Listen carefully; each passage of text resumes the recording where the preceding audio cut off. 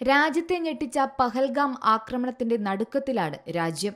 വിനോദസഞ്ചാരികളെ ലക്ഷ്യം വെച്ച് നടത്തിയ ഭീകരാക്രമണത്തിൽ നിരവധി പേരുടെ ജീവനാണ് പൊലിഞ്ഞത്. പഹൽഗാം ആക്രമണത്തിന്റെ പശ്ചാത്തലത്തിൽ പാകിസ്ഥാനെതിരെ യുദ്ധകാലത്തുപോലും സ്വീകരിക്കാത്ത നടപടിയാണ് ഇപ്പോൾ ഇന്ത്യ സ്വീകരിച്ചിരിക്കുന്നത്.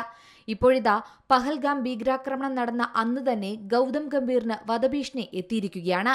ഇമെയിൽ സന്ദേശം വന്നിരിക്കുന്നത് പഹൽഗാം ഭീകരാക്രമണത്തിൽ ശക്തമായി തിരിച്ചടിക്കുമെന്ന ഗൗതം ഗംഭീറിന്റെ പോസ്റ്റിന് പിന്നാലെ.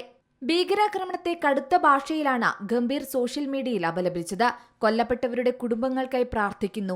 ഇതിന് ഉത്തരവാദികളായവർ വലിയ വില കൊടുക്കേണ്ടി വരും. ഇന്ത്യ തിരിച്ചടിച്ചിരിക്കും എന്നാണ് ഗംഭീർ എക്സിൽ കുറിച്ചത്. ഇതിന് പിന്നാലെയാണ് അദ്ദേഹത്തിനെതിരെ ഭീഷണി സന്ദേശം വന്നിരിക്കുന്നത്. പാകിസ്ഥാനെതിരെ എക്കാലവും കർശന നിലപാട് സ്വീകരിച്ചിട്ടുള്ള വ്യക്തിയാണ് ഗൗതം ഗംഭീർ. അതായത് ഞങ്ങൾ നിങ്ങളെ കൊലപ്പെടുത്തും എന്ന് കുറിച്ചുള്ള ഇമെയിൽ സന്ദേശമാണ് ഇപ്പോൾ മുൻ BJP MP കൂടിയായ ഗംഭീറിന് ലഭിച്ചിരിക്കുന്നതെന്നാണ് അറിയാൻ സാധിക്കുന്നത്.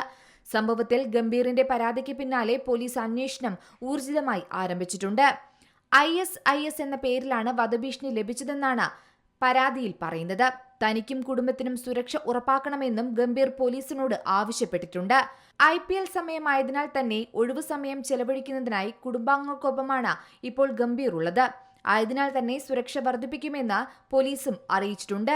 ദ്രാവിഡ് രാജിവെച്ചതിനു പിന്നാലെയാണ് കഴിഞ്ഞ IPL സീസണിൽ കൊൽക്കത്തയെ കിരീട നേട്ടത്തിലേക്ക് നയിച്ച ഗംഭീർ ഇന്ത്യൻ ടീമിന്റെ കോച്ചായി മാറിയത്. എന്തായാലും ഗൗതം ഗംഭീറിനെതിരായ വധഭീഷണിയിൽ പോലീസ് ഊർജിതമായ അന്വേഷണമാണ് ആരംഭിച്ചിരിക്കുന്നത്. National desk C Malayalam news.